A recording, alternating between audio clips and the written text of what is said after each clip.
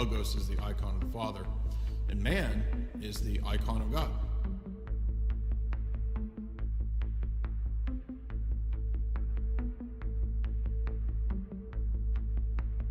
We are the image of God. Dyer wave 3.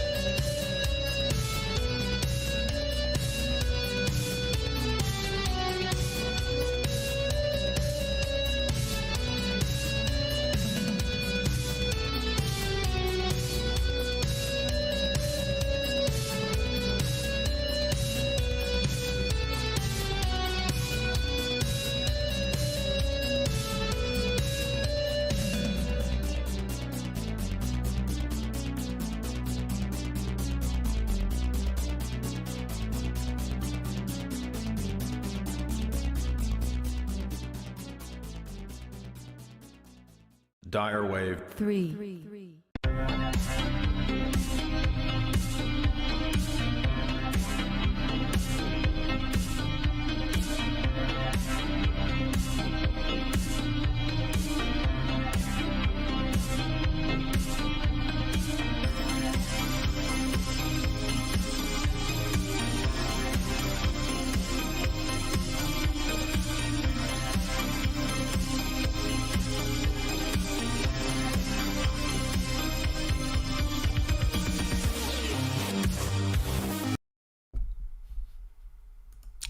All right, what's up? Welcome back.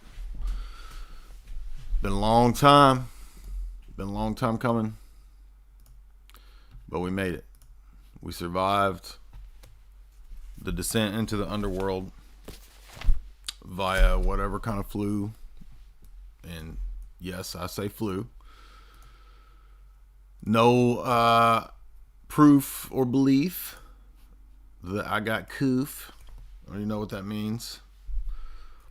But I do think that I got a flu like has ever been the flu before, forever, which is forever, ever, many, many evers in terms of flus. I don't know if you've heard of the flu.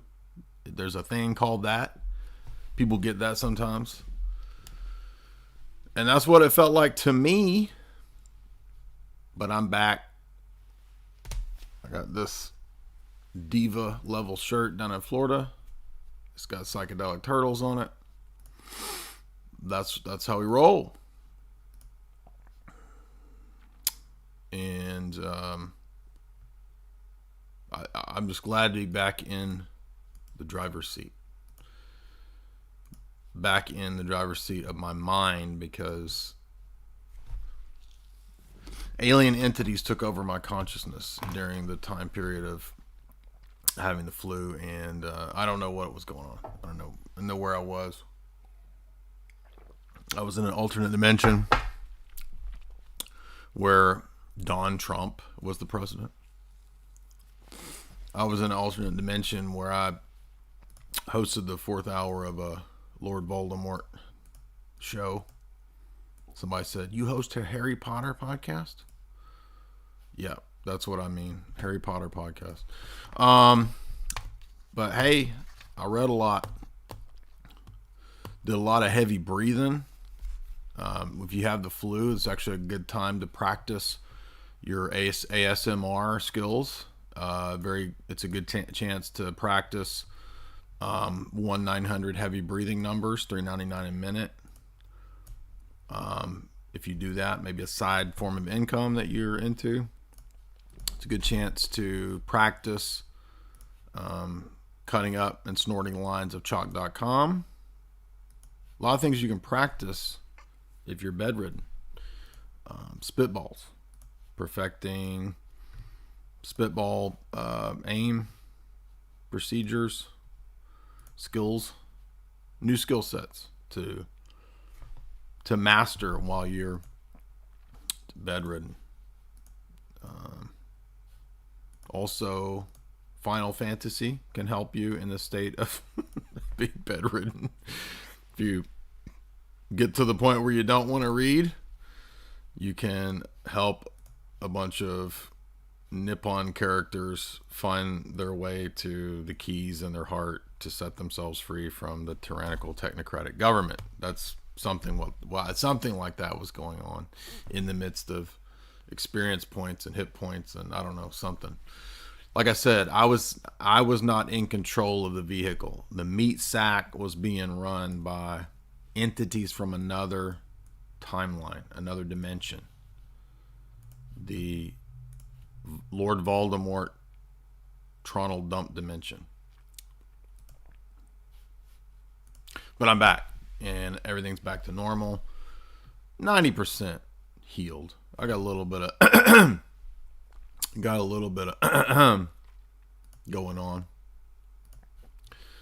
But that has not affected my side income of erotic ASMR videos. So I was able to keep that up. In fact, given being sick, I actually had some new inflections going on. Some new flections going on. And the pay piggies found that to be right up their alley. In fact, I got some new subscribers over on my erotic ASMR video. I'm just joking, by the way. I'm joking. It's just dumb jokes, y'all. Relax. Stop freaking out. It was kind of like we live in a fever dream. That's what I'm saying. Although weird part, if I had a fever, it was mild. I didn't really have a fever. If I did, it was mild. Kind of like your mom's crush on me. A mild fever dream. Your mom has a crush on me. It's mild, but it's there. So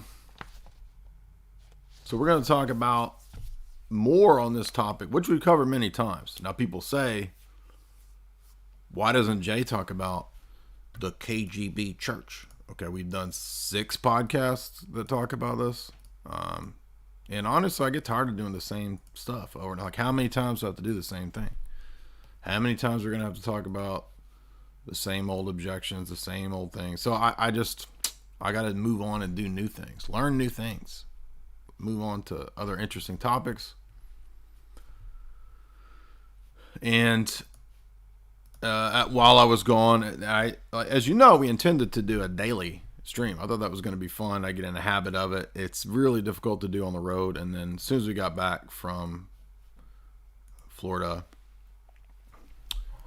ended up with the flu, not coof.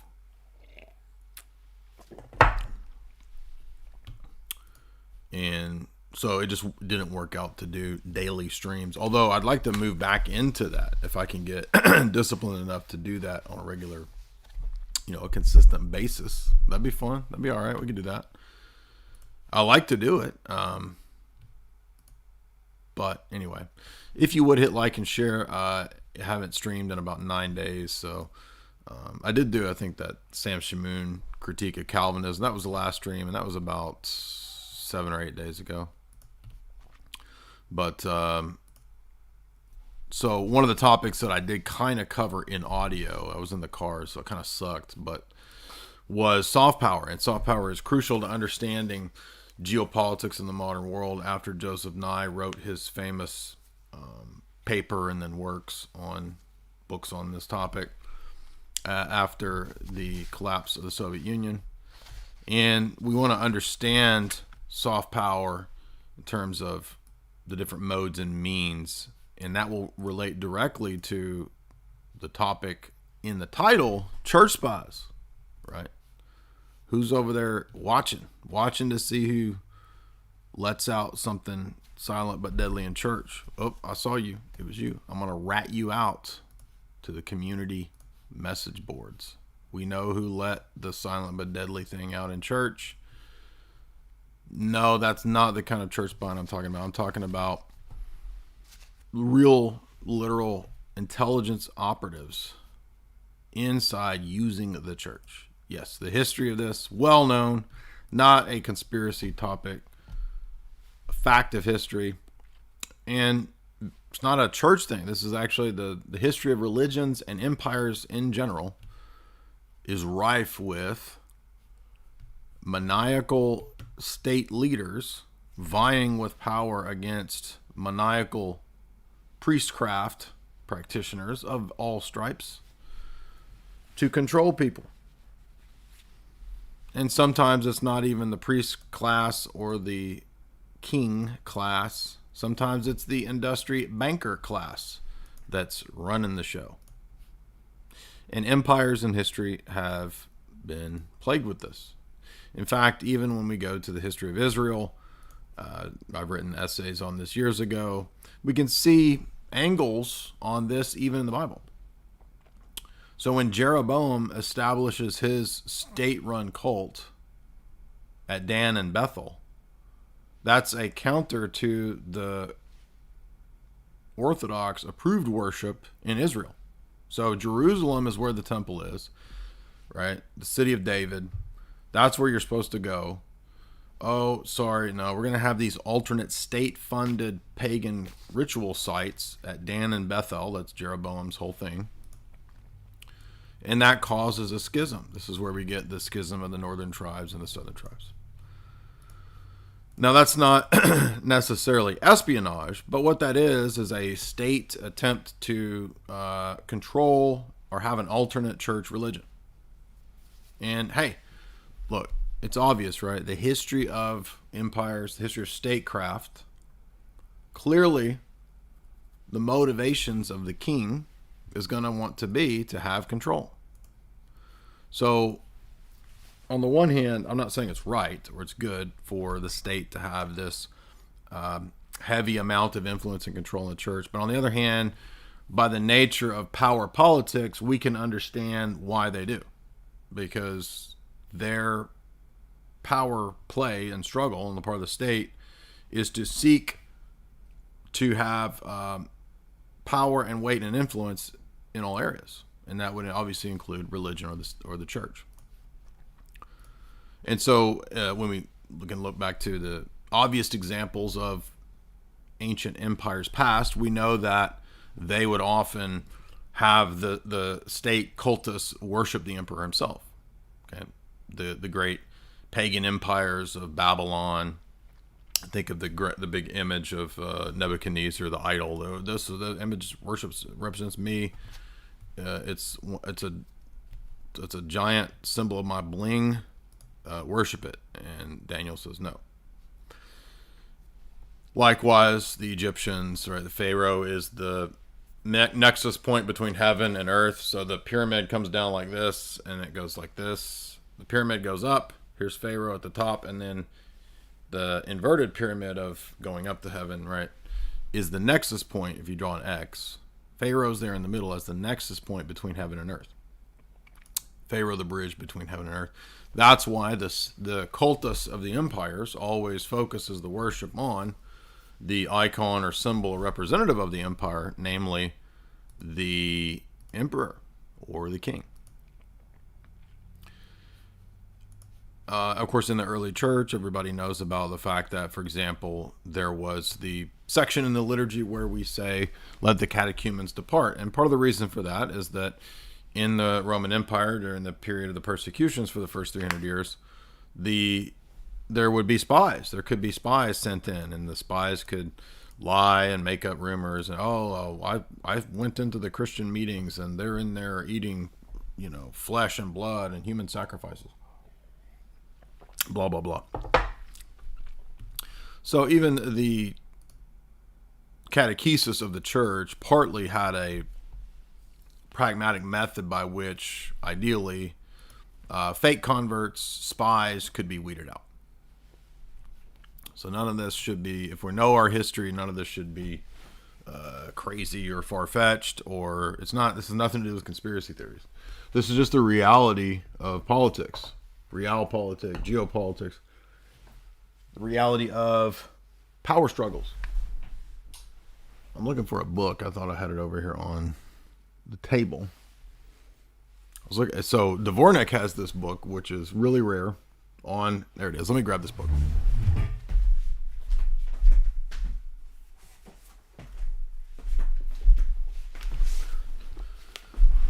The History of Intelligence Agencies and Religion. And I keep meaning to get to this book, but it's also up there on the shelf, and it's really rare. And so somebody had to send me this as a full-on printout, right? Can you see that? Now this is, yes, that Dvorak. And the mere fact that we have this famous Uniate scholar writing this gigantic book on the origin of intelligence services in the Near East, Persia, Greece, Rome, Byzantium, and Islamic empires suggests that perhaps Father Dvorak himself was up to things more than just Uniate theology and philosophy and history. I don't know that for a fact, but I've done this long enough that I can kind of notice trends and patterns and indicators as to, Uniatism, that's kind of a thing, would be a classic nexus point for people to go and do potential intelligence work. I can't even see in here, dude. This is crazy. I'm going to have to turn on another light or something, because I can't see the notes, dude. It's so dark in here. If I turn up the red light, I will just glow red. I'll be a glowy for you boys. Anyway, this whole book has to be lectures on its own, so we can't do this tonight. But my point is that what Dvorak shows us is that here you have this Uniate liturgical church history scholar going into these intricate details of history of the origins of modern intelligence agencies. And one thing he does is that he connects them to the cultus, the religions. Again, stuff that I've talked about for a long time. And things that hopefully the more we know about this kind of stuff, the more we can be guarded against mistakes. And we won't fall into extremes. We won't be deluded. We won't fall for state-funded or managed attempts to commandeer religion.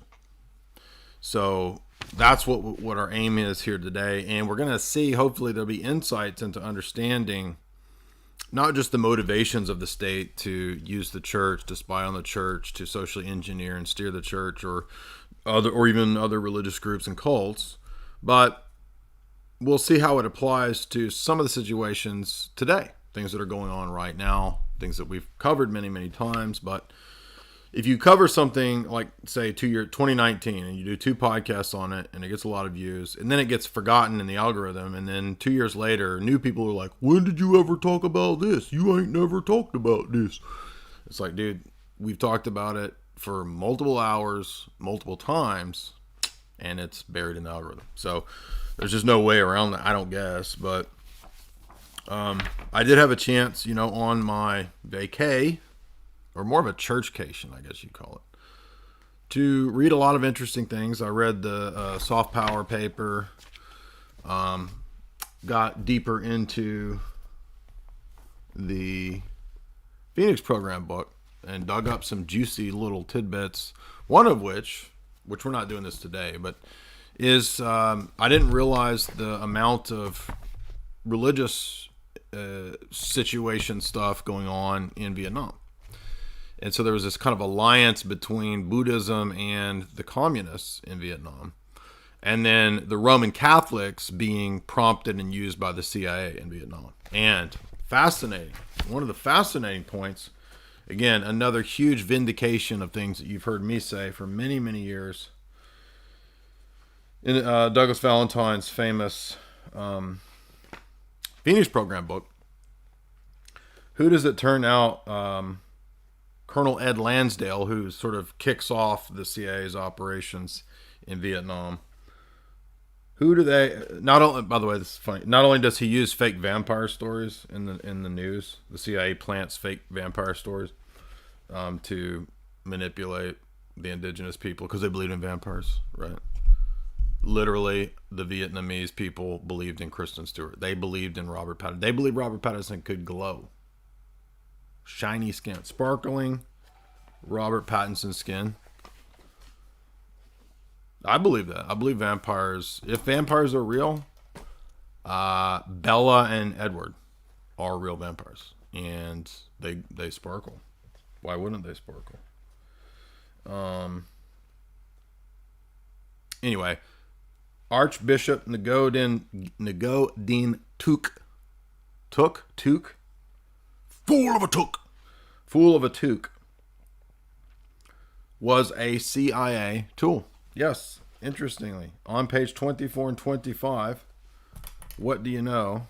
In Vietnam, Archbishop Thuc becomes an asset of the CIA.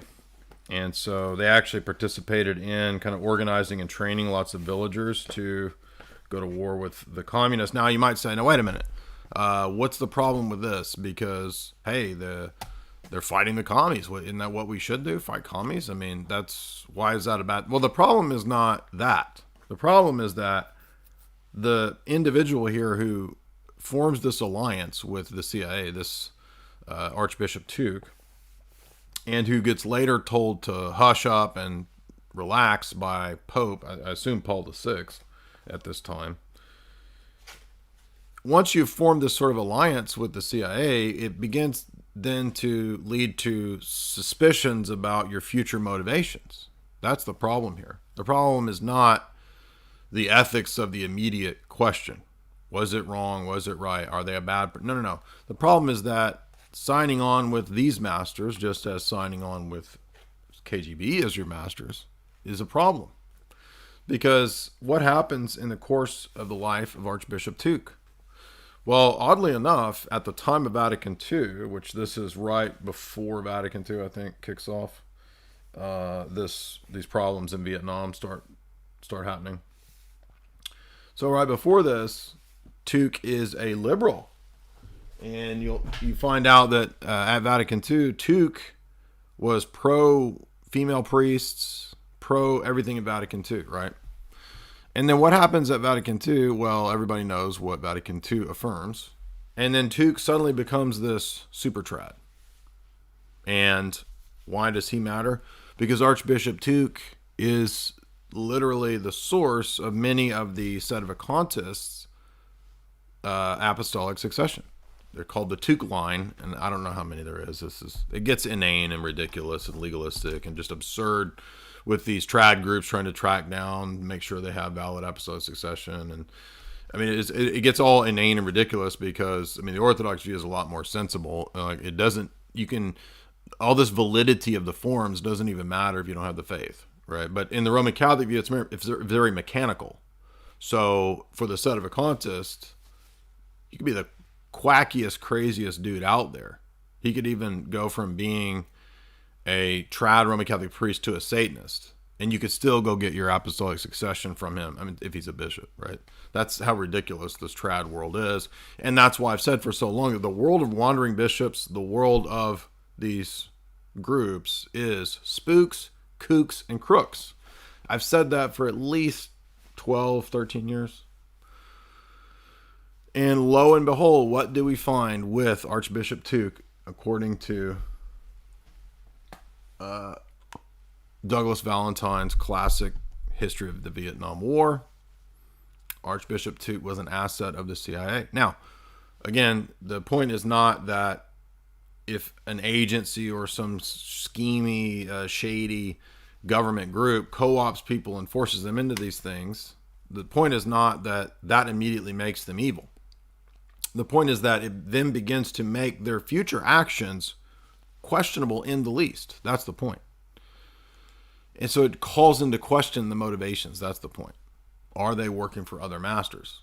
And if you keep this in mind, as we progress in today's information, you're going to see why that's relevant for what I'm going to bring up about the EP, for example.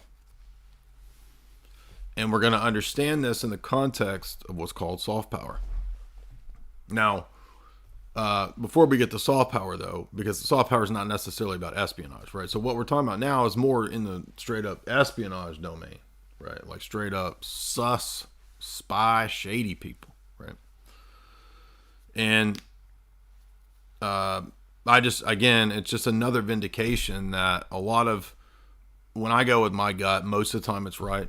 Everybody gets things wrong. Yeah, sometimes our guts are wrong. But I just started noticing when that world of trad Catholicism, and it's not to say that everybody in that world is bad, because I was in that world. I know what it's like. I know how people think. There's a crisis of legitimate leadership in the world of traditional Catholicism. And so when the people look to the various leaders, it's all these kind of maniacal spurgs and people all fighting with each other over just inane stuff. And that's why they fall back on, I'm talking about the real rad trads here. I'm talking about like the sedevacantists, right? So then they look to, well, we got to find the apostolic succession and we'll go to the Tuke line. And so a lot of these groups defend the Tuke, T-H-U-C, Tuke line.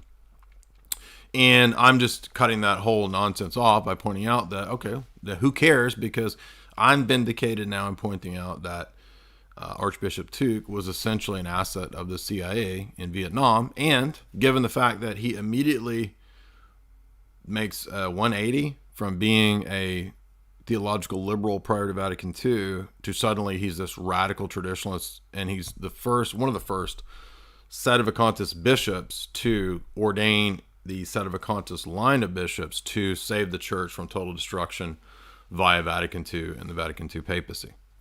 There you go.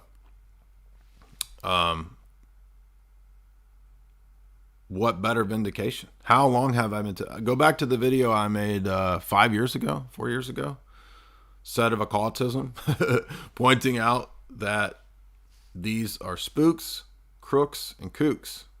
And it could be all three. They're not mutually exclusive relationships or characteristics. You could be a spook, kook, crook all at once, bro. You can have all three of those disastrous, dastardly characteristics. But now guess what? I got bad news, because the world of the wandering bishops, the episcopi vagantes, that's not the only world where there's spooks, kooks, and crooks. It happens in the canonical churches and world as well. And again, this is not new, okay? Guess what? There was spycraft, there was espionage in the Roman Empire, in Byzantium, in all of this stuff, right? And even the Bible tells us in the Old Testament about spying. We know about spying with Caleb, right? There was espionage involved with Rahab. So none of that's new. But we need to understand this because it's a difficult subject, but everybody knows about it a little bit. and hardly anybody knows about it a lot of it. And that's what we're kind of shooting for here. We want to get from a little bit and being confused to a lot of it and having at least a handle on it, so that we don't get duped by simony proponents in the church or wage slaves or what am I trying to say? Remember when Jesus is talking about the people that don't care about the sheep, they're just there as hired wage slaves. And he says that they don't care about the sheep and they let them be destroyed. We're going to see some great examples of that. And exactly how it goes on in every case, we don't know, right? Is the CIA entrapping every prelate? We don't know. Are they just buying them off? Well, if you read Jim Jatris's articles, there's good evidence that suggests that the State Department just sent money to Bartholomew, a large sum of money. So that, I mean, it's this is not like rocket science here, okay? It can be done pretty easily. And that's how things get done. And it's unfortunate, but we have to bring it up because this comes up in people who critique us all the time and oppose us, as if we don't touch on this and give an explanation for it, as if we haven't covered it many times. But it helps to review this stuff to understand the reality. Now, those who inhabit glass houses should not tap dance in their metal high heels, aka the Roman Catholics or the priests in the Roman Catholic, I guess I should say. Yeah, that's my new version of if you live in a glass house, you can't throw stones. If you live in a glass house, you can't tap dance with your metal high heels, as many of the Roman Catholic priests do. And why is that? Because what they love to say, oh, your church is infested with KGB. You go to a KGB church, dude. Bro, you go to a KGB church. Now, not only is this extreme ignorance, which we have covered many times, especially given the fact that Western intelligence helped a lot of these people expatriate. Did you not know that? Duh. And then the problem compounds because the expatriate communities that Western intelligence helped out during Cold War then become subject to new masters who are also bad. So people that don't understand nuance, they hear me talking about this stuff, which I've talked about for years, and I try to explain that it's nuanced, and they just automatically jump to these extreme conclusions. Oh, he's a KGB dude. Oh no, he's a CIA dude. And it's just flat out ridiculous given basic history. So most of this stuff is in the public domain, first of all, right? So some of this stuff is not public domain, right? You do have to dig for a few of this. For example, one of the things we're going to look at is something that just got declassified. And that's in relationship to some Cold War stuff that dealt with really the co-opting of the Ecumenical Patriarch. And this is a huge vindication of me. How many times do I have to be vindicated before people stop just madly, blindly attacking things they don't even understand? Right? And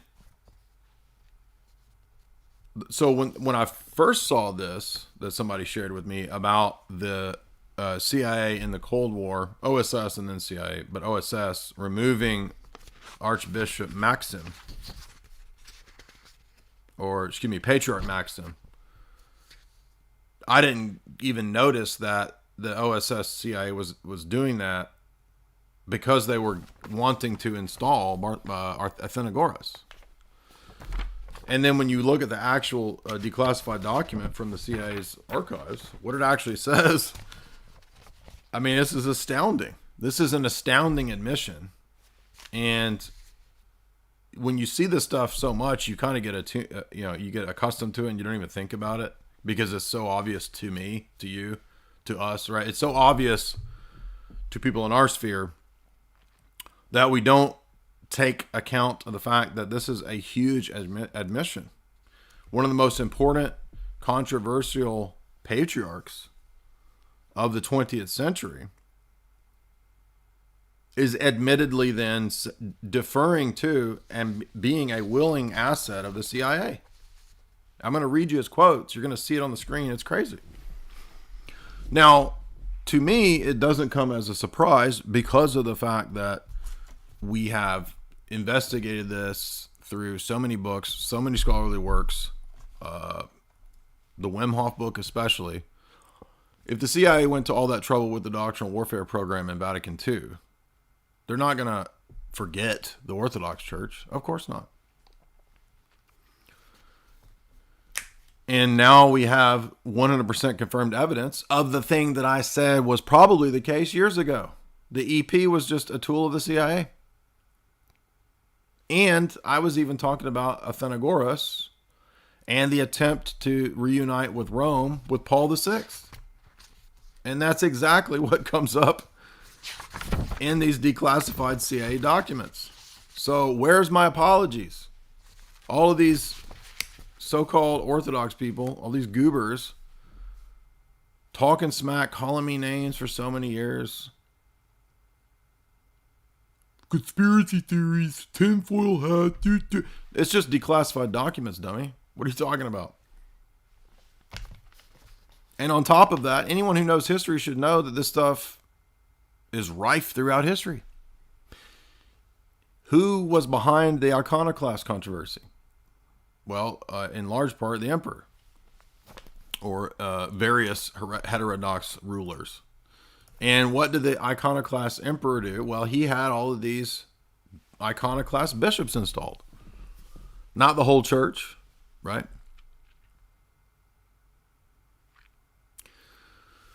But that's the nature of geopolitics and power. And by the way, in the Middle Ages, we know about the early Middle Ages. I did a whole lecture on Malcolm Lambert's medieval church book, the big scholarly book, Medieval Heresy. And in the 10th and 11th centuries in the West, it's all investiture controversy. It's all about kings having the right to appoint bishops. That's state control of the church. So this is a real problem. And guess what? It was also the case for the Roman Catholics, as we just covered in the Welton book. The fact that the papacy is called the Papal States didn't exclude them from this. How silly and naive is this, the Roman Catholics think? Well, that's why we have the papacy. It was its own state. We didn't have our problems. Yes, you did. 21 of 24 5 popes for 2 centuries, literally appointed by Germanic rulers. Then you have the Frankish captivity, the Franco-Papal Church. Then it's all a bunch of Medicis, bro. It's all a bunch of the Medicis. Tony Soprano's literally over there appointing the Pope. Oh, the Pope's gonna be my boy. Hey, Christopher, come here, Christopher. I want you to be the Pope. Go over there. Be the fucking Pope. Tony, I don't want to be the Pope. I don't care what you want. Be the Pope. Right? Literally appointing their dudes. This goes on for centuries, these different powers. And Roman Catholics literally sit there acting like, we don't have state control of the church. Yes, you do. Ignorant, dude. What are you talking about? Now, I'm going to be honest with you and tell you that I don't care which patriarchate it is. If the CIA is co-opting the patriarchate, it needs to be known and discussed and talked about. And that's unfortunately exactly what happens with the Fanar, at least with Maxime.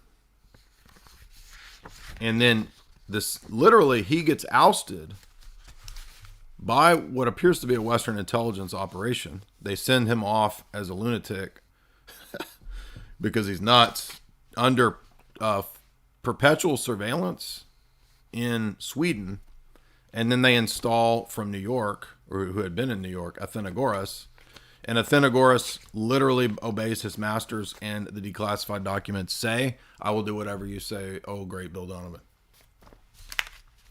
And not only that, he gives up the personal information on his 100,000 parishioners at the time. So I'm trying to think of what the right word for this is. It's like a really creeper version of simony.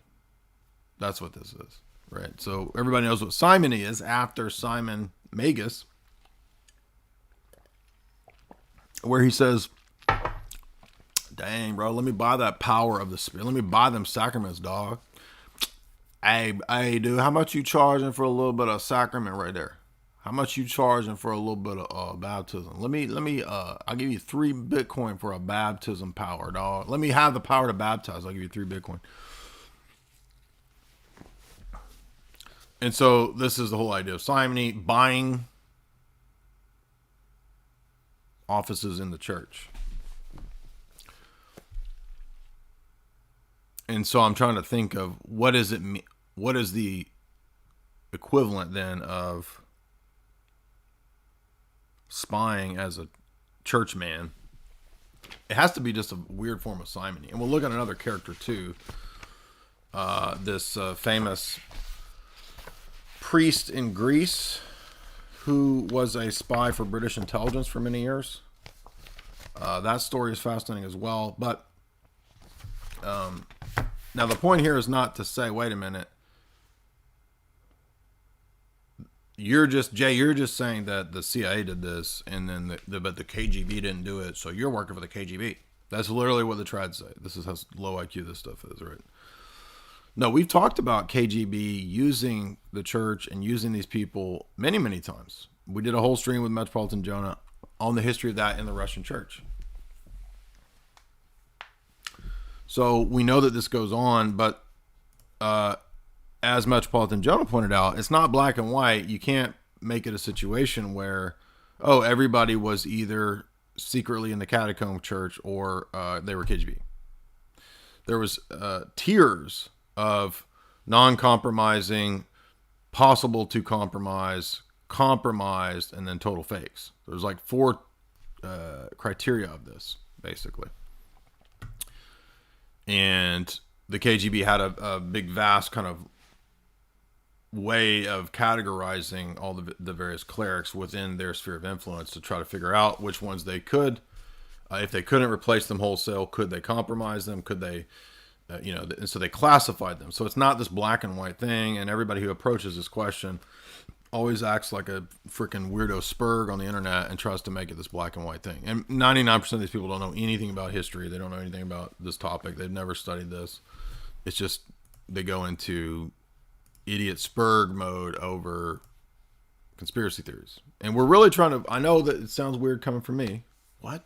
But we're really trying to avoid conspiracy theorizing, and we're looking at the actual documents and the actual declassified things, which, yeah, I might have been speculating about if I had said, 4 or 5 years ago, 10 years ago, the FNAR was probably compromised by the CIA a long time ago in the Cold War. I might have been speculating then. Now I'm not speculating. It's confirmed.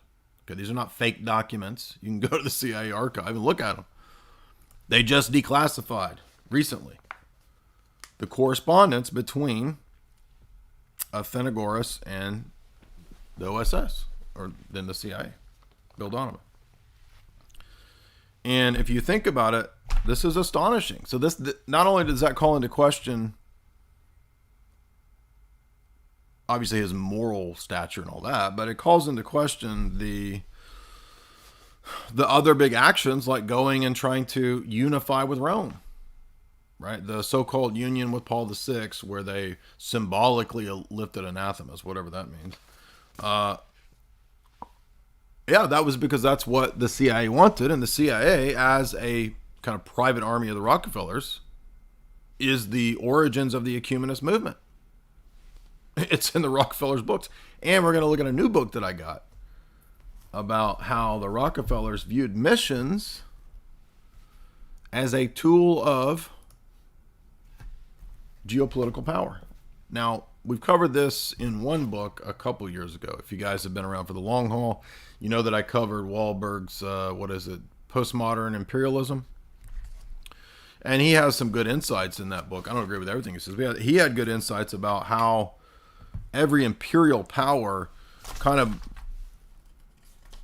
as its own internal logic, its own internal engine, utilizes religion as the extension of the empire for economic reasons.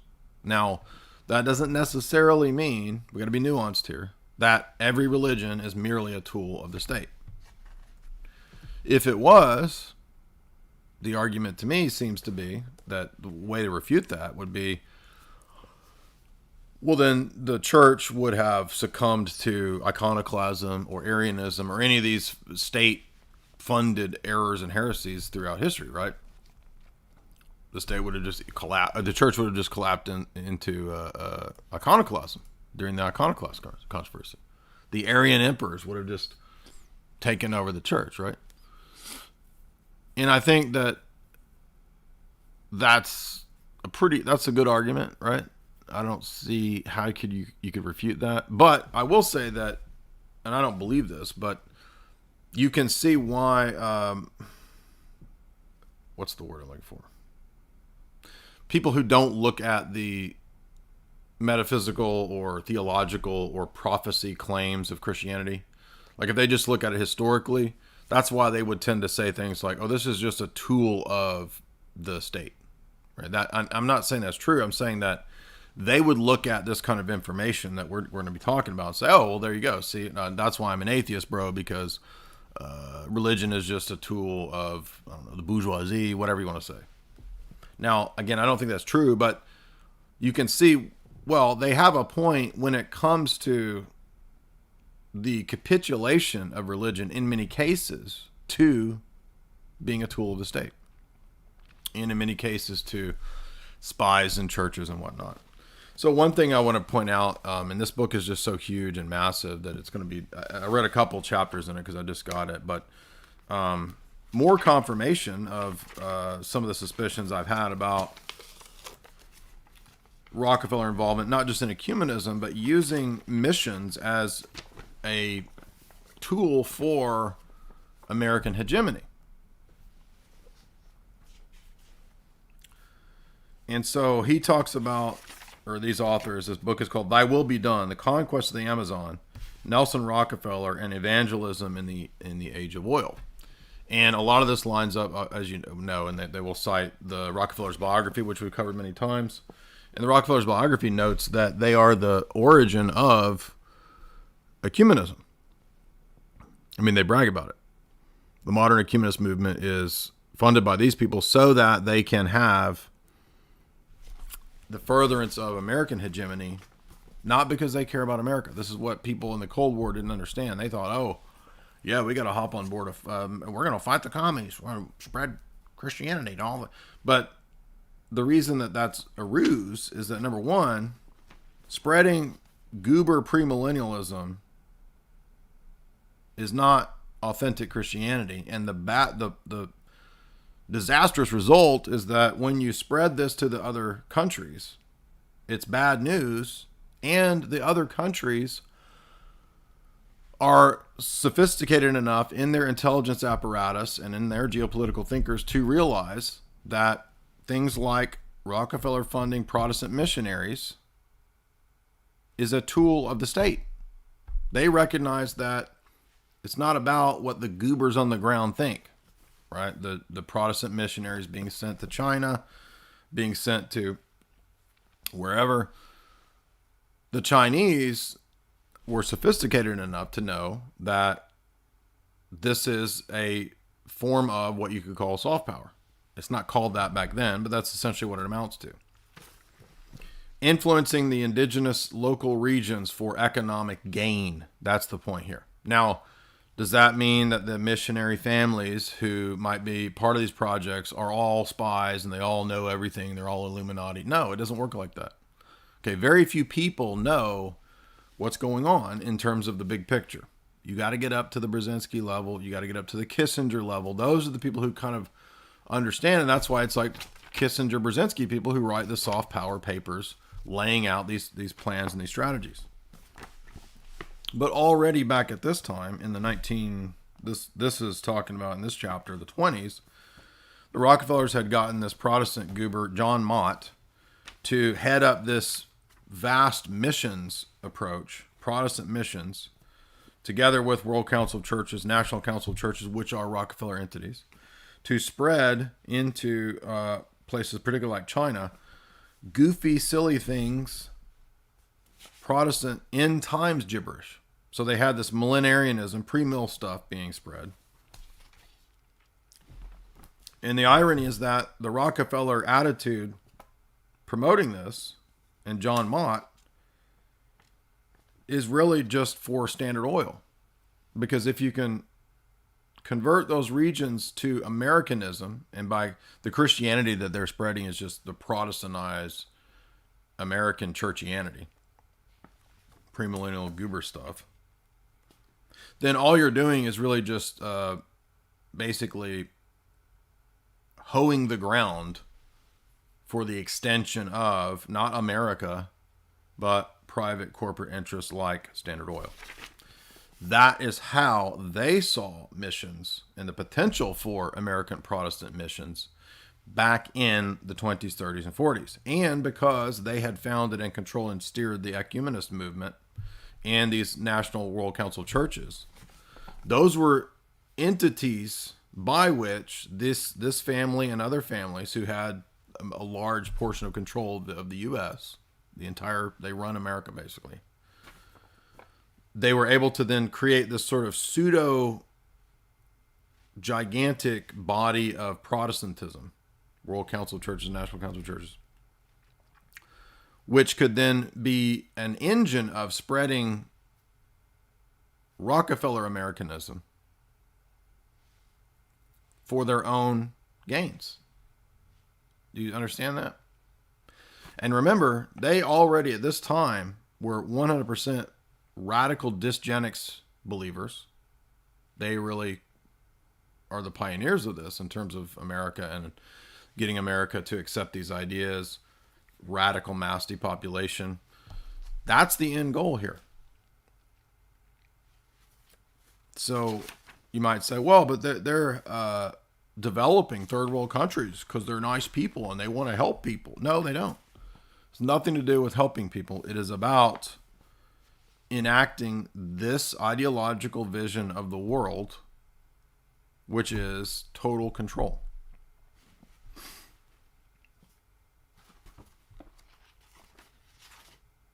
I mean, we are living through right now the Kuf order, all of that, Great Reset, comes out of, it's being managed by Carnegie and Rockefeller endowments. Literally, the whole world is being, the Great Reset Kuf stuff is run and managed by this. Publicly, you understand that. They publicly said that, a year ago? That the entire Kufid rollout is being managed directly by Gates and Rockefeller Foundation. And then also Carnegie. And that's who gives the marching orders to CDC, to all of these outfits.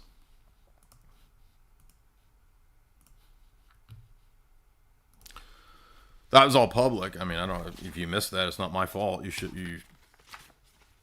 public information. So,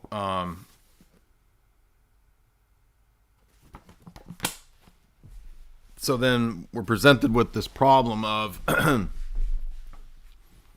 what exactly are we looking at here? What is this when we see these titans of industry and elites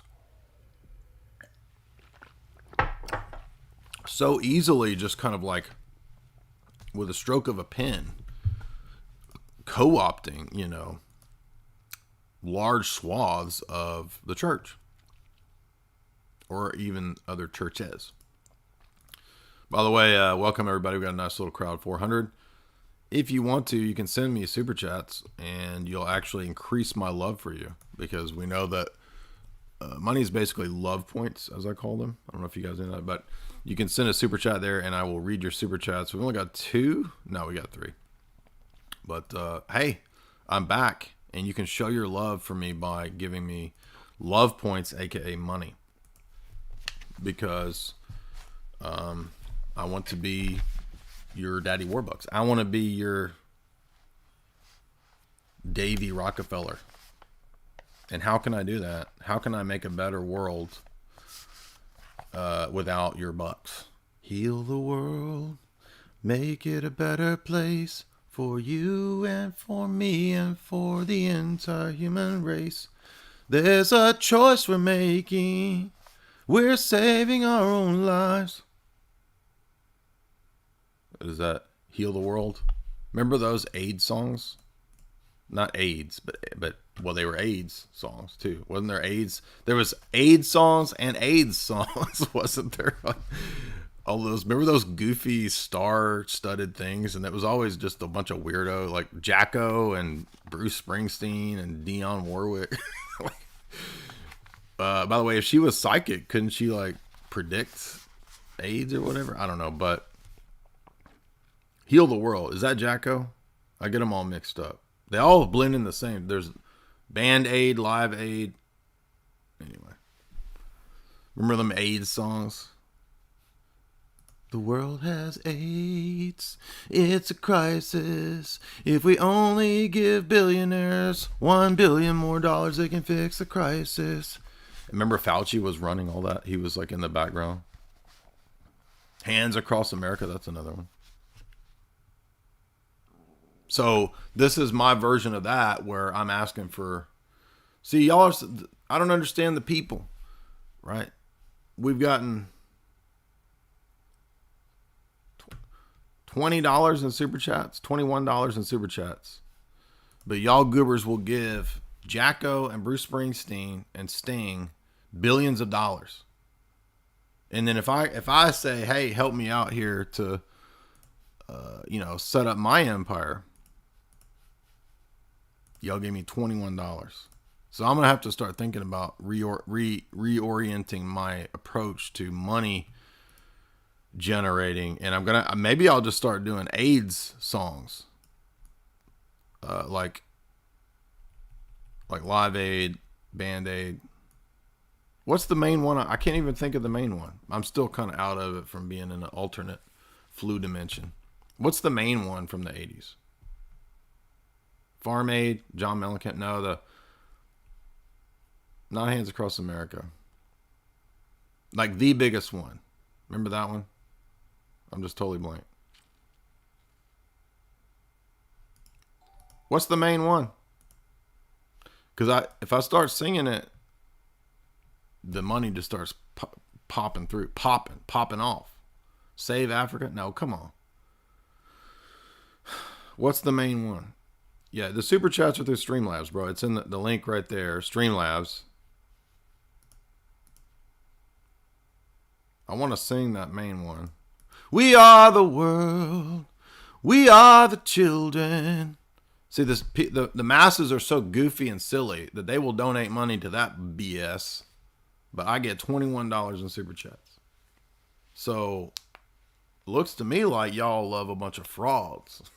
Y'all love a bunch of creepy Coomer frauds up there singing about AIDS all day. You give $1 billion to freaking David Geffen and Jacko and Bruce Springsteen. Hey, little girl, what's your daddy gone? Did he go and leave you all alone? I got a bad desire. Ooh, I'm on fire. How's that? So, where's the money? Wait for the money to come in. If I sing like Bruce Springsteen,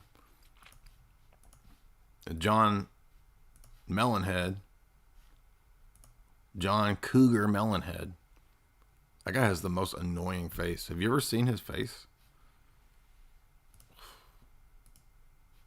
Suck it on, chili dogs. Outside the Tasty Freeze. 2 American kids going up with AIDS disease. Oh yeah, AIDS goes on. John Coomer Mellenhead. Oh yeah. Who else was in We Are the World? We all have AIDS. We all have immunodeficiency virus. We are the ones to waste away. So please give me money. There's a choice we're making. Do the children even have Christmas time? I was mixing it up with that other one. Remember the other one? Do they know it's Christmas? That's like the British, even worse, cuckier version of it. Do they know it's Christmas? Where they don't have sticks and rocks. Do they know it's Christmas? where the children have dirt on their face.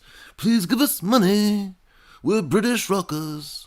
We've never really made it, but now we need your money. So, y'all give billions of dollars. Billions. I want to see billions right now coming through the super chats, or else I'm mad at y'all.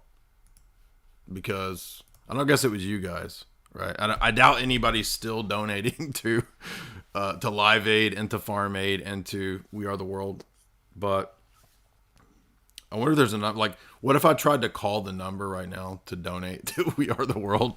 Would anybody be there? Like, Bruce Springsteen picks up. He picks up, and I'm like, I'm gonna donate $5 to We Are the World or whatever thing you're involved in. Right? That's what Bruce Springsteen does.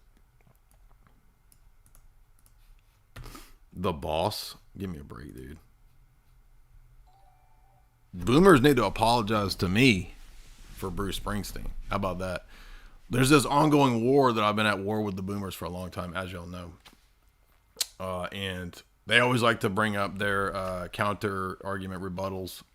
And I think like now my final death knell argument against every Boomer argument is just Bruce Springsteen. I'm like, dude, you the boss. That's my argument. The boss, dude. The boss puts his butt in mom jeans on his album. Could you imagine the boss? They're like, what are you, concept for the album? I want my butt in mom jeans on the front, tight mom jeans on the front of my album. Just a butt. The boss. Give me a break, dude. Are you serious? And what was with that in the 80s and the early 90s? George Michael? Just put my butt in jeans, bruh. Put my butt in jeans on the front. Tight mom jeans with me butt. Just me butt. Well, I got to have faith. I got to have faith. Baby! No, you apologize to me, Boomers, for this. Men in mom jeans butts on CD covers and albums everywhere. You apologize to me. And he is not my boss. In fact, putting Bruce Springsteen on notice right now. Guess what, boss? You're fired.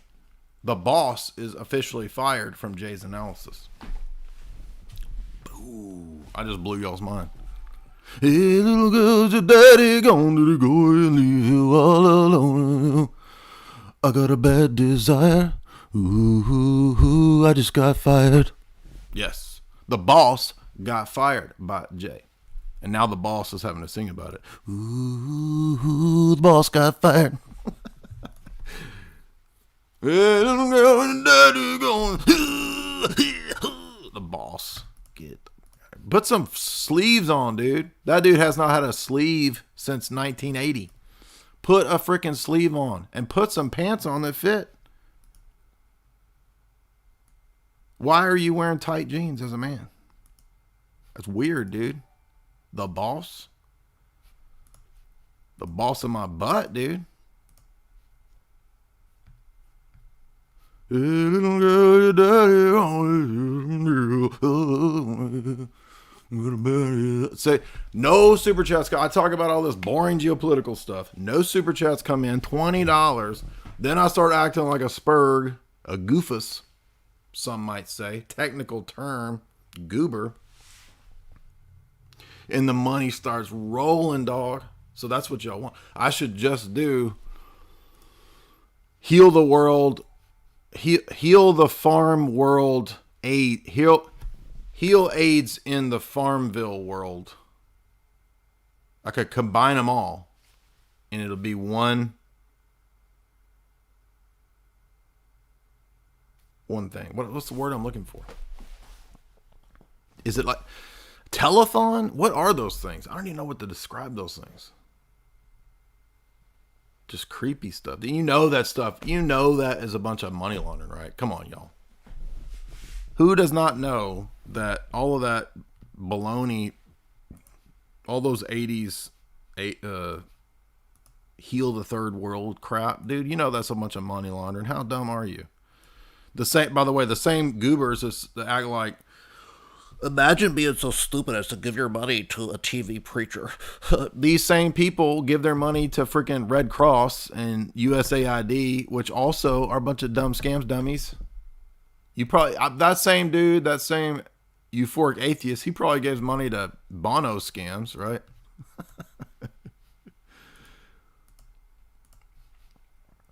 Anyway. Telethons.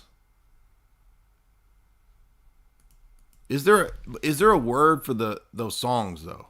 Like, what is that? I'm trying to figure out the right word for that. I wonder how much all those celebrities, by the way, how much do you think they got out of all that? Like,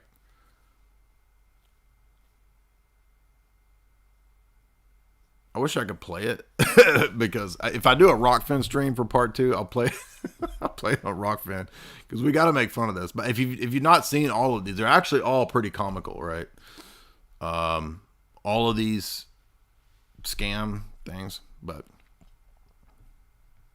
all them AIDS songs. We just fired the boss though, right there. So that was the Boomers took a big hit today. A lot of them are going to be on suicide watch. The boss just got fired. Glory days, glory days. You know that's a bunch of CIA propaganda too, right? The boss. He's like the. You know they created that persona. It's got to be like he's like a Union Yankee, a Yankee Union man.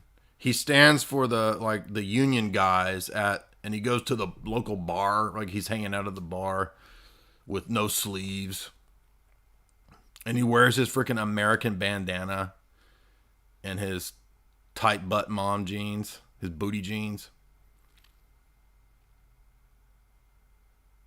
And didn't he he opened for Obama too. And didn't he play for a Biden too? What? Probably John Coomer Melonhead too, right? What is this? This, like, who are these people? They're like fronts for the. I don't know. This is weird, dude. What is this crap, dude? Garbage. Just freaking. I don't know.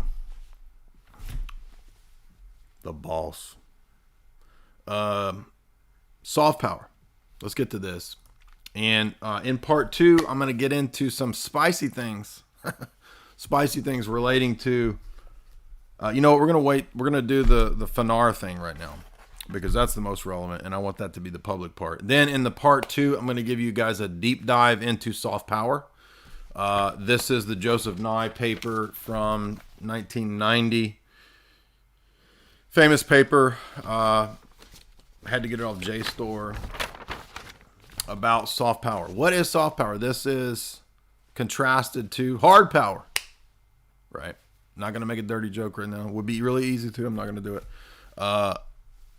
And it's a geopolitical attitude of the neoliberal establishment towards the world after the fall of the Soviet Union, focusing on soft power, influencing people through soft power means, and soft power softens them up for something like color revolution. So it's going to be crucial that you're going to see that we're going to tie the soft power approach into that. You'll notice here on the screen,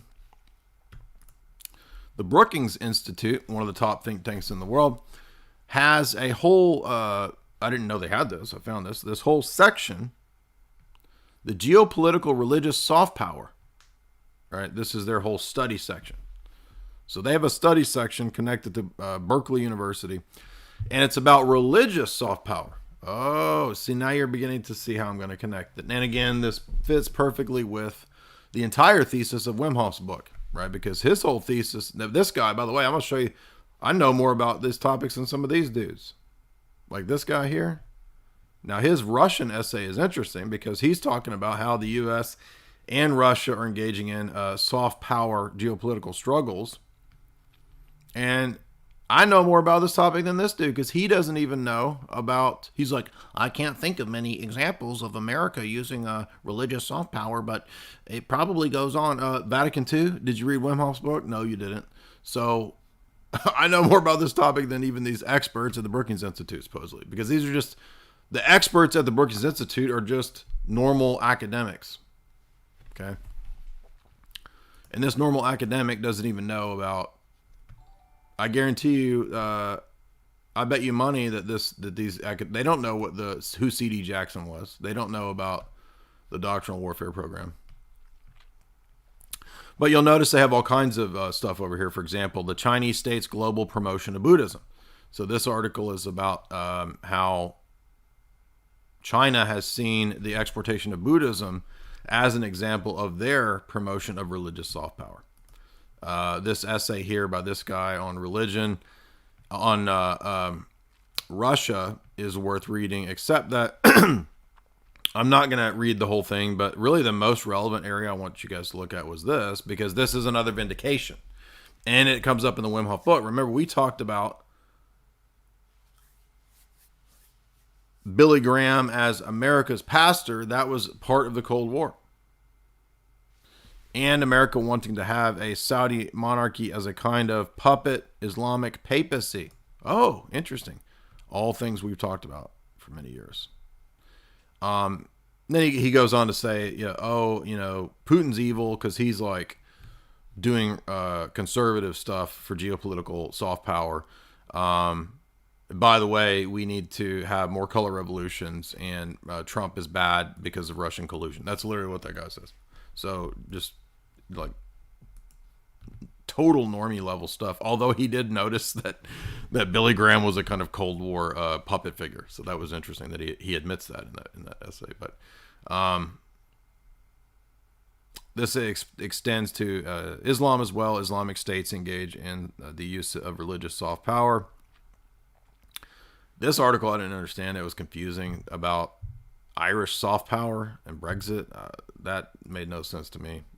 I don't get any of that. But anyway, you get the idea that the Brookings Institute has this whole section, and there's not that many articles there, maybe 10. But it makes my point that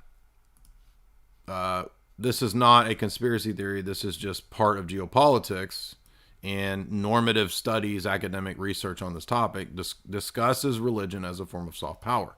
Now, this situation here that is most relevant for what we are interested in today with the FANAR and with the EP, the reason this is most relevant is because this is kind of a mix of both. It's like, on the one hand, there's straight up espionage with the replacement intentionally of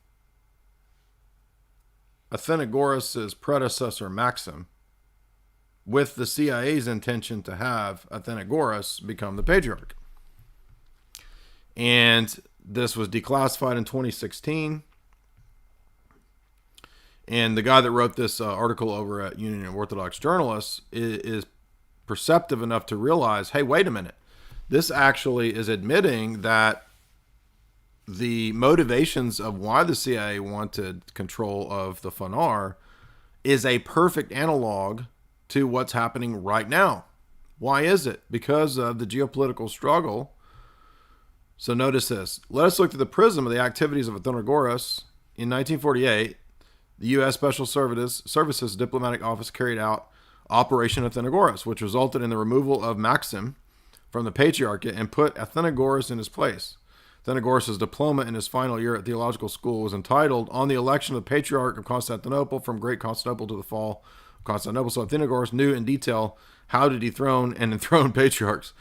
The activity of Athenagoras was characterized by three plans: counteract Russia, the Russian Orthodox Church, establish the exclusive power of Constantinople over the Orthodox world. In other words, the present, and it was Elpidophoros who also championed this notion that Constantinople is a new papacy, right? That was the plan back then. This is an old CIA model because the CIA had gained control of Constantinople and the Patriarchate. Now turn him into a proto-papacy and rapprochement with the Vatican. So ecumenism and the reunion of the Patriarch of Constantinople with Rome, which is where they're going and where they've been going for all of this time, was always planned. And I said that 10 years ago and was called a crazy conspiracy theory. Now it's vindicated. Now apologize.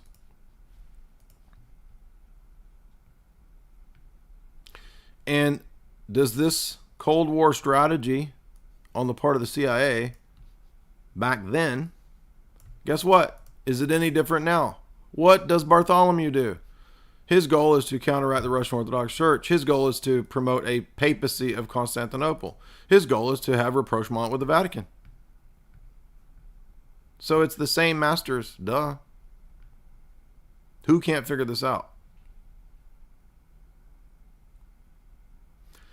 During a recent visit to the Ukraine, U.S. Secretary of State Mike Pompeo not only expressed open, exclusive support for the Orthodox Church in Ukraine, that is the schismatic one, but they actually funded it through the Metropolitan Fund and established the head of the OCU, Epiphany Dominko. It was Pompeo who was the director of the CIA when the FNAR made the policy to launch the entire OCU project. The fact the Patriarch of Constantinople went against church canons to create the OCU may say that in due time we may publish the correspondence of Bartholomew, and we will find that Bartholomew will probably say the same thing as his predecessor. I am ready to submit any task and make every possible sacrifice. Where is that coming from? Guess what? That is what Athenagoras said to Bill Donovan. This is amazing. In 1942, Athenagoras, being Bishop of American Archdiocese and Patriarch of Constantinople, offered services to the CIA. Athenagoras relates that everything in his organization is at the CIA's disposal. He told me all of the services of his organization are at disposal. All of his subordinates were prepared to do anything that the CIA wanted. I have, quote, I have 3 bishops, 300 priests, and a large organization. Those who are under my orders are obedient to you. You can arrange for them whatever service you need. No questions are going to be asked.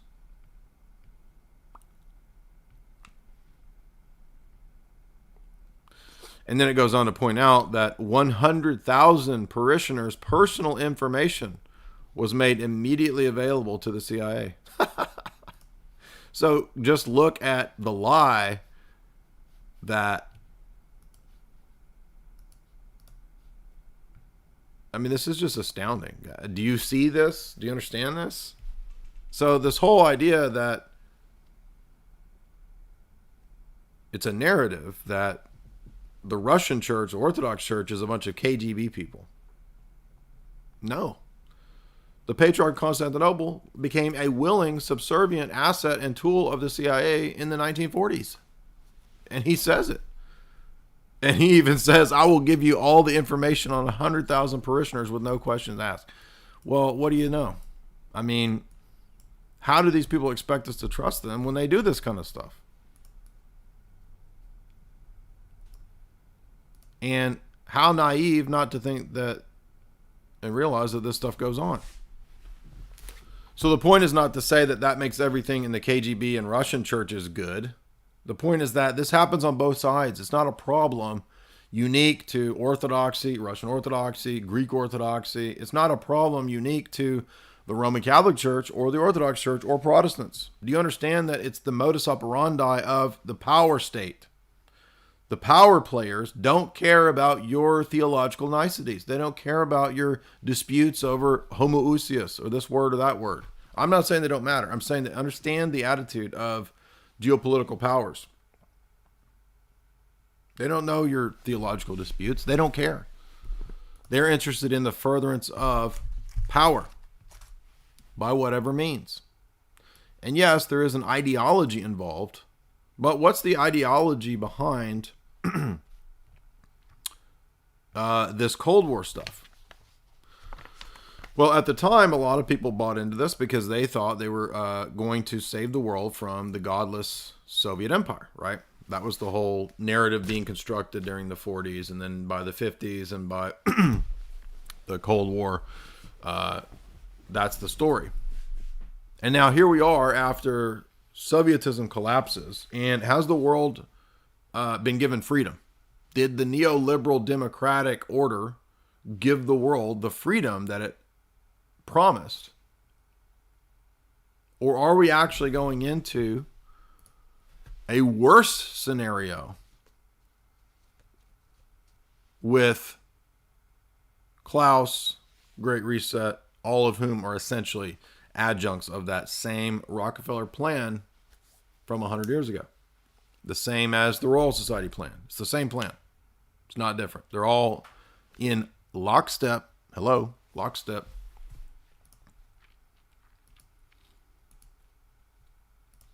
So the point is that this is the facts, this is reality, and you get mad at me or whatever, but both the KGB and the Soviet structure and the West and the CIA wanted control of as much as possible bishops, priests,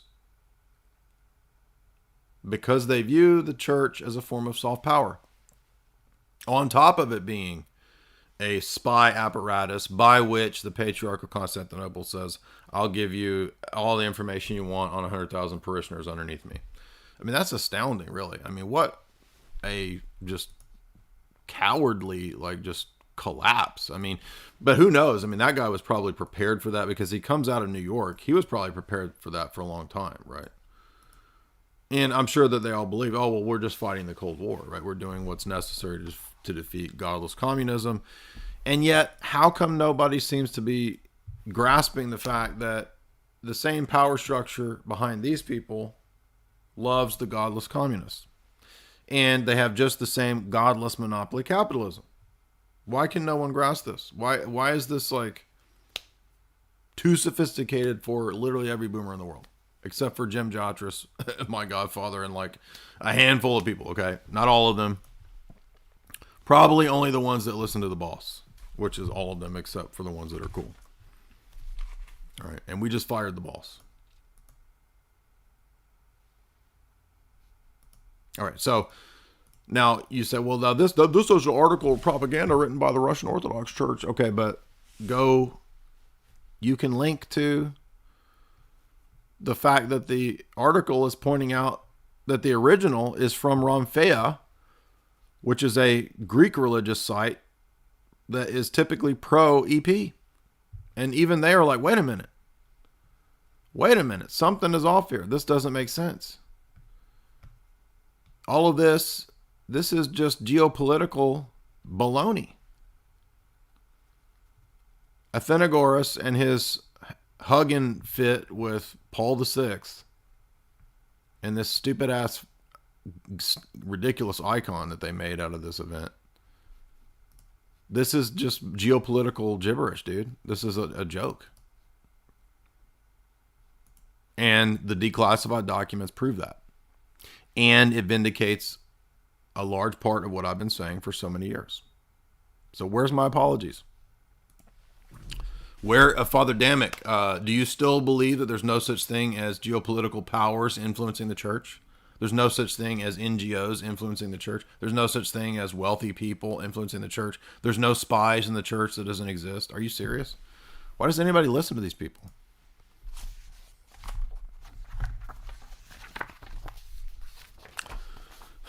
Now, I'm going to hold off on the story about the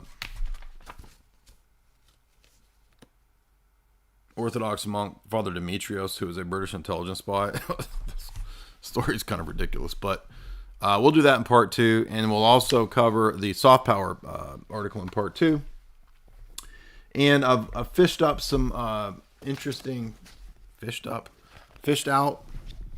dug up some interesting stuff about John Paul II and the CIA, some of which I already knew, some of which is new facts that I didn't know about.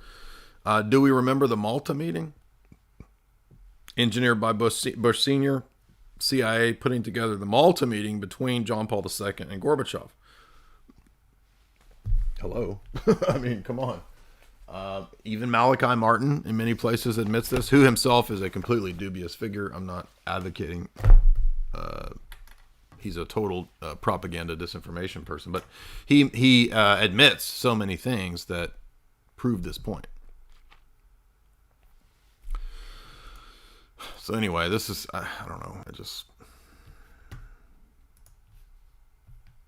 heal the world, make it a better place.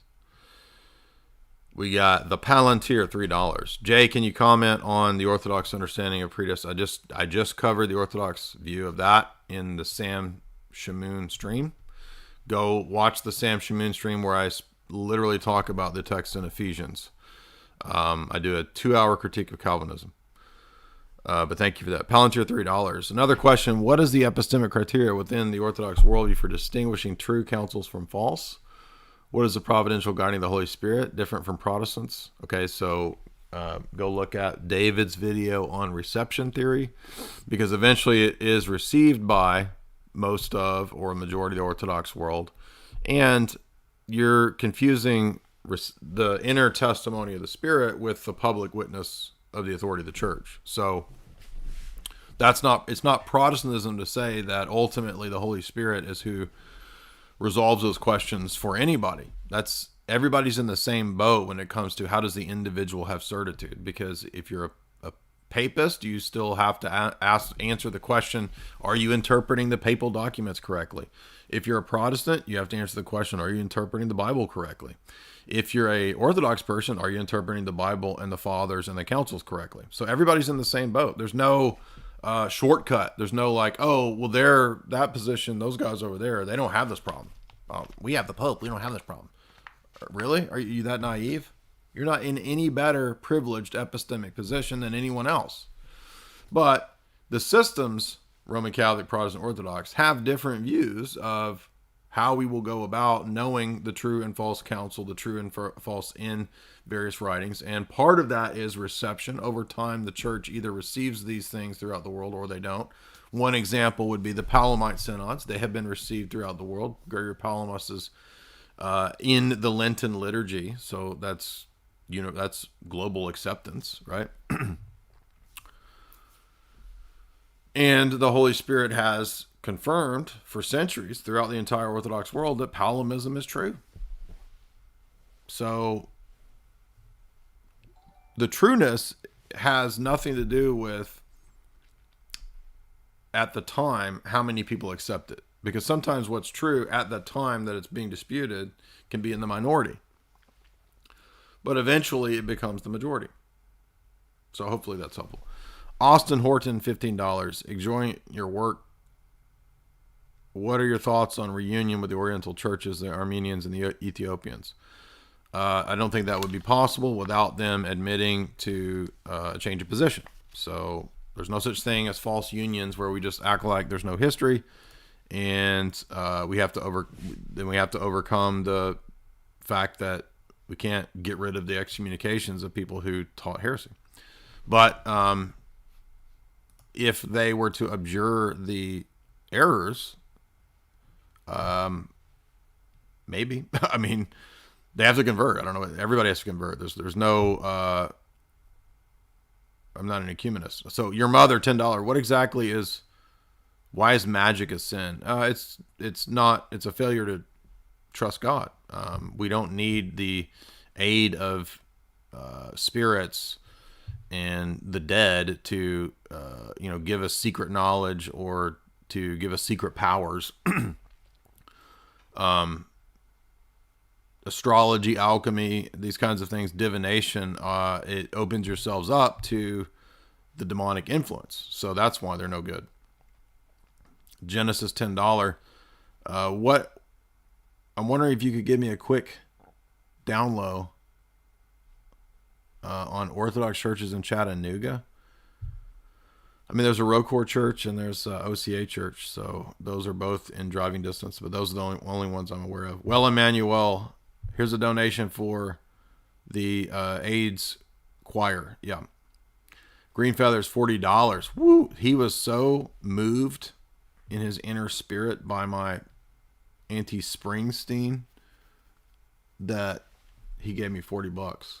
So, hey, I know I'm striking a chord here, right? I'm hitting a nerve. I'm tapping into the cultural zeitgeist if people are giving me so much money when we've been going hard on the boss who just got fired. J Mel, $30. Is Patriarch Bartholomew simply witnessing and calling Francis back to the church? No, I don't think so at all. I mean, he seems to have the same ecumenist approach of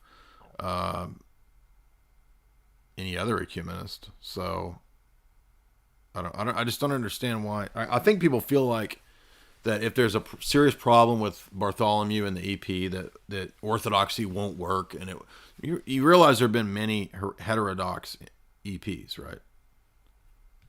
I mean, he's not a little pope, but that's what he wants to be. So I just don't see why people care that much about.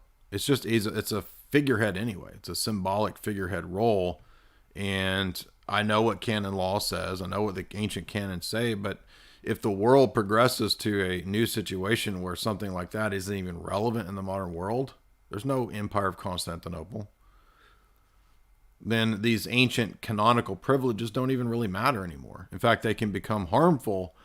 And the people that defend all that, it's just all letter of the law, letter of the canon stuff, which is completely harmful to the reality of the situation. And they don't typically even seem to be aware of the geopolitical power and influence that the State Department has on the EP and this whole situation. So this declassified documents vindicate me.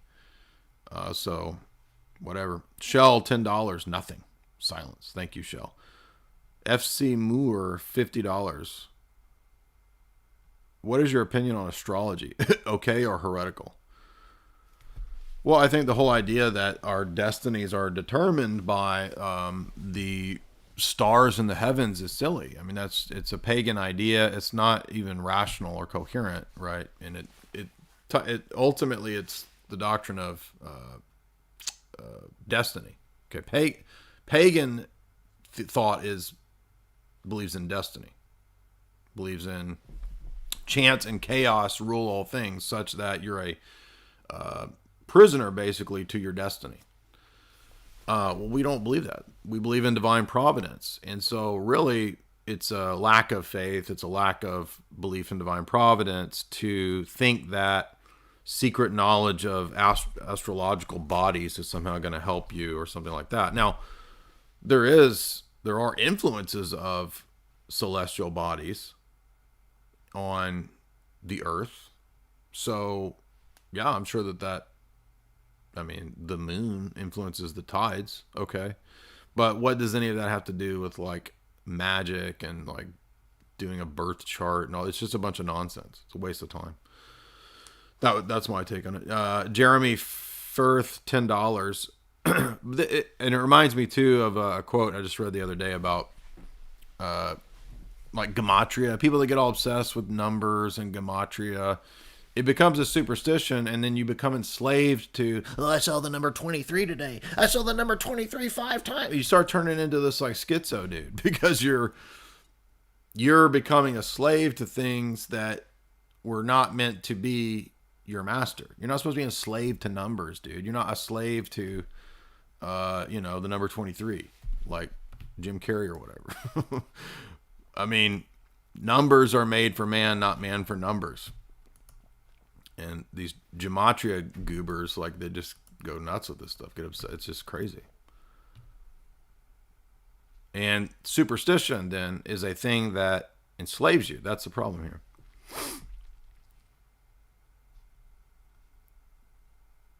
I hope you're taking requests. Do an impression of Lord Voldemort telling a church lady about clockwork elves. I mean, look, okay. I've seen it. It's real. If you do this stuff, you're going to be contacted by the entities. And I know you're a church lady. You don't believe me. That's fine. That's fine. You don't believe me. You go about your business. You think you're fine. But I'm telling you, there's clockwork elves. They're sitting on your shoulder right now. Keebler elves on your shoulder right now. They're eating cookies. How's that? Genesis, $5. A lowdown on Orthodox churches in Chattanooga. Okay, that's twice. You sent. That's okay. Just go to either the Rocor one or the OCA one, or try them both. Tom Coombe Chuckle. That's the Tom Coombe Chuckle. $15. Nice shirt. I recently watched Interstellar. Oh, he's watching Interstellar over there. Did you see that link and go into space? What if aliens is just us in the future touching our arm? What if I was in the future touching myself on the arm? Wouldn't that be trippy? What if I was looking through your bookshelf at you and it's just love? The universe is just love. One time I looked through the backside of a bookshelf and I realized the universe is love. All I remember from Interstellar is Matthew McConaughey going into space, Matthew McConaughey in the future touching Matthew McConaughey on the arm, and being in a tesseract looking through the other side of the bookshelf and realizing everything's love. What if, here's a theory, what if Interstellar is Matthew McConaughey from Dazed and Confused acid trip? So Matthew McConaughey in Dazed and Confused, be a lot cooler if you did. Remember that? That dude's acid trip is Interstellar. And then at the end, he wakes up and he's Matthew McConaughey in Dazed and Confused. That's my new fan theory on that. That's funny. Anyway, so I rewatched Interstellar. What if it's about the harrowing of Hades and the second coming? It's almost Christian. Okay, maybe. I don't know. We'll have to rewatch that. Let me give you I'll give you a chance. It sounds silly, but I'll give you a chance since you gave me $15. Maybe I'll rewatch that and see. Janie Sophia, $20. I'm glad you feel better. I don't have billions, but here's a few love bucks for you and Jamie. Okay, that will go into the World AIDS Do They Have Christmas Farmville Coomer Mellencamp Fund that I'm setting up today. We are the Farmville John Coomer Mellencamp Heal the World Do They Even Have Christmas Telethon. Frankie D. Yo, Jay, here's $10. I'm sending support. I need some chalk. Hey, you want to make your body bathed? Probably. Do you want to be able to walk into a bar and say, give me your boots and your suit and your jacket? Do you want to be able to get to the chopper? Probably. How do we just walk into a bar and take a leather studded man's outfit and just take it? Chalk.com. That's how. Did you know that literally on set back in the days, Arnold Schwarzenegger was chalked up on chalk every day of the filming of Terminator, and the bikers in that scene didn't even know that they were being filmed. It was actually secretly filmed. They were so shocked and they were so threatened by old school Arnold's usage of Tonkat Ali. All these adaptogens are organically sourced, rainforest sourced, and they will give you the same ability to walk into any bar, perhaps even bars with leather-studded men, and you will be able to command those men to disrobe at this very second. I want your shoes. I want your boots. I want your leather chaps. I want your leather jacket right now, and your shades. And they will do it. Only if you're taking Tonkat, though. Other things, Action 2.0, you're probably going to be able to run like Insane Bolt or whatever his name is. Take Action 2.0, you'll run at least as fast as that guy. What else? Well, right now, all of those things are available to you via me at chalk.com. You have to go over to chalk.com. You can support my show, my podcast, my whatever we call this madness that we do over here. I don't even know what to call this anymore. Whatever we're doing, it's funded by, supported by, energized by chalk.com.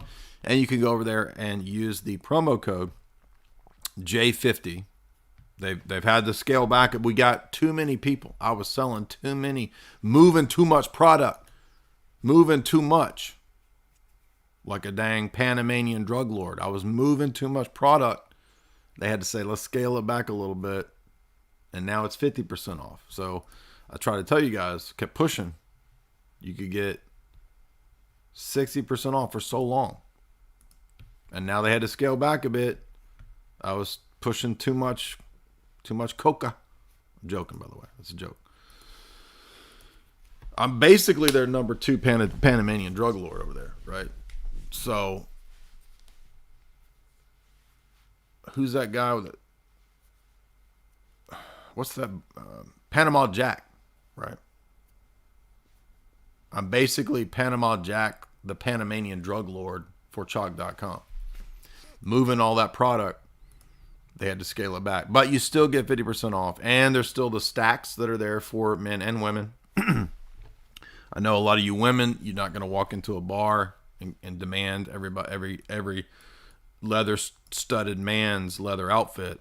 But maybe you need action. Maybe you need the action to want it. Maybe you need clear-mindedness. She legit. Maybe you need Irish moss because of missing, lack of minerals in your diet. Exactly. That's why you go to Chalk.com. Get to the chopper. Get to the chaka. Get it? Chaka? Get to the chalk. Get to the chaka. That's all I could think of. That's all I could think of in the moment. And we do everything here improv. It's all on the fly. Nothing is planned out. That's why it was so authentic when we fired the boss today. You think I sat around for hours last night planning out my attack on Bruce Stankstein? No, it was all authentic coming from my soul right now. And we fired the boss, as it should be. It's one of the many ways to clean the world up, fixing the New World Order. How do we fix the New World Order? How do we fix this problem? Number 1, fire the boss. Number 2, we got to fire John Coomer Melonhead. He's fired next. Number 3, probably Bon Jovi. Because that's maybe Gen X, but probably kind of still Boomer too. So I think we're going to have to fire John Bon Jovi as well. I mean, some of y'all might get mad about that. Some of y'all are living on a prayer. Yeah, right. Some of y'all are halfway there. Some of y'all living on prayer. I don't know, but you're still going to be fired, dude. It's just not good enough. I'm sorry. If I thought about it, some more of these adult contemporary boomer rockers are also going to be fired. They will not have a place in my empire. When I reconstitute the Orthodox Empire of Monaco, when I buy off all of the casinos, Bon Jovi, and by the way, Bono, we have to fire Bono too. He's not allowed. Maybe you had a couple songs, Bono. You had a couple I used to like, but you just made yourself stanky, dude. You just stink now. You stink like freaking Bruce Stankstein. And all you boomer rockers, man, you guys are fired. Anyway, Barry Manilow. We got to bring back the grandma era lounge singers, dude. We had to bring back some of them lounge singers. I did it my way. Is that Sinatra? I don't even know lounge singers.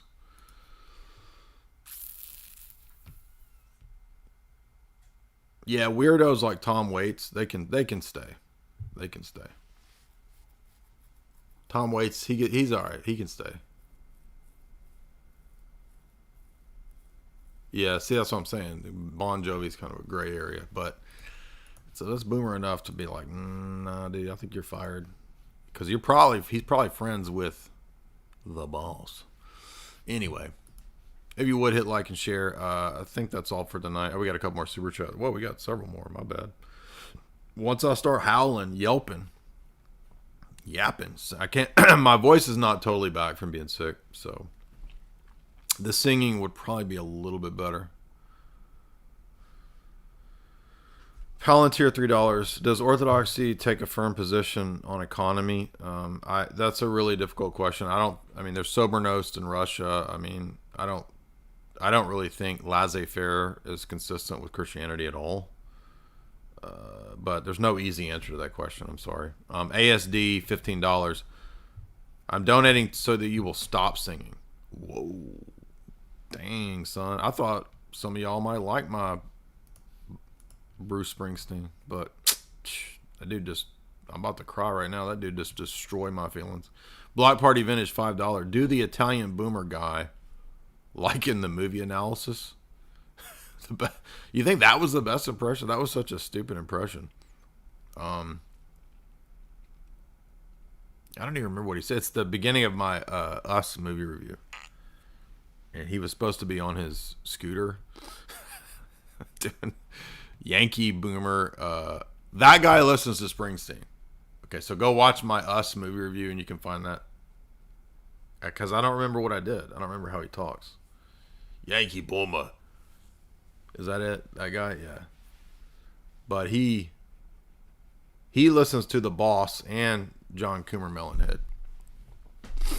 Sucking on chili dogs outside the Tasty Freeze. 2 American kids growing up eating sea breeze. Oh yeah, life goes on. Even after the thrill of living is gone. Hot Cheeto lady. Ooh yeah, hot Cheeto lady. Who the heck? $69? Get it? I'm assuming that's why she did $69, but is that Katy Perry? Remember, Katy Perry wore a Flamin' Cheeto outfit one year to something. So I'm going to assume that that's Katy Perry with 69 free dollars to just throw our way. Well, thank you, Katy Perry. Much appreciated.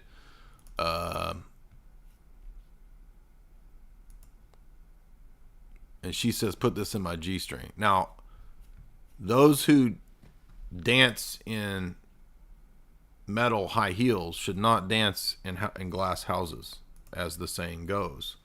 So I will give you my word that when the next time I'm dancing in my G-string, I will put the $69 in there. So thank you. Philip Indenhorn, $10. Lucifer was the first intelligence agent. He's definitely the first revolutionary. He's the first murderer, the first thief, the first liar. So I guess, yeah, in ways, he could. Tom Coombs chuckle. $5 says, do a Zuck impression. I'm just so glad everybody can be in the metaverse to hang out in person with Tom Cruise and John Cougar Mellencamp and the boss himself. It's going to be great. There will be metaverse concerts where literally you can go and hear Tom Cruise singing with the boss. How's that? All right. Thank you, guys. Part 2 will be the next couple days. I've got some in-depth analysis of what soft power is, what it means. I'm going to refresh us a little bit on the Bush, Gorbachev, John Paul II Malta meeting, which also proves a lot of what we're talking about in terms of machinations. We're going to talk about John Paul II's close relationship throughout the Cold War with the CIA. And the reason that this is a problem is not inherently because you're just talking to people in power positions. This is going to happen. It's part of the world. But the problem is in the machinations, the compromises, and then the suspect activities after these relationships are formed. That's the problem here. And the usage of and the turning of churches into NGOs. That's the whole point. That's the problem. And that was what old Daddy Rockefeller saw. Ha ha ha. I'll turn these churches into NGOs for my own purposes. That's why this stuff matters. And, who else is even covering this stuff? Does anybody else even talk about this? Like, I hear podcasts of all kinds of flavors and types, and 30 Baskin Robbins, 30,000 flavors of podcasts. Does anyone else cover this kind of information? Maybe some. I can't. I'm trying to think. I don't know. But I think you're getting a really unique analysis here. And if you would hit like and share, hopefully we can cover this stuff in an objective, rational way. And I'm enjoying this Douglas Valentine book, but because it's so long and it's so technical, like half of the words, it's all this military jargon. That's the hard part of this book, because he's constantly using all of the alphabet acronyms.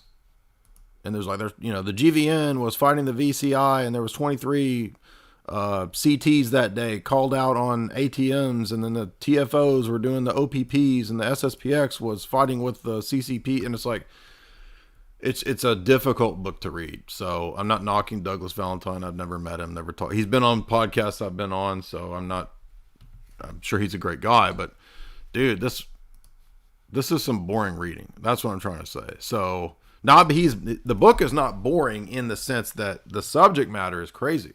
Right? Going deep into Vietnam, an area that I don't know that much about. Now, Annie Jacobson's book did cover Vietnam in several chapters. A couple other books that we've covered. I think the Abea book went somewhat into Vietnam. So I have a little bit of familiarity with it.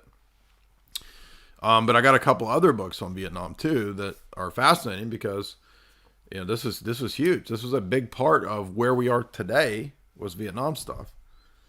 And Douglas Valentine's book is just, it's hard to read these long military technical analyses books.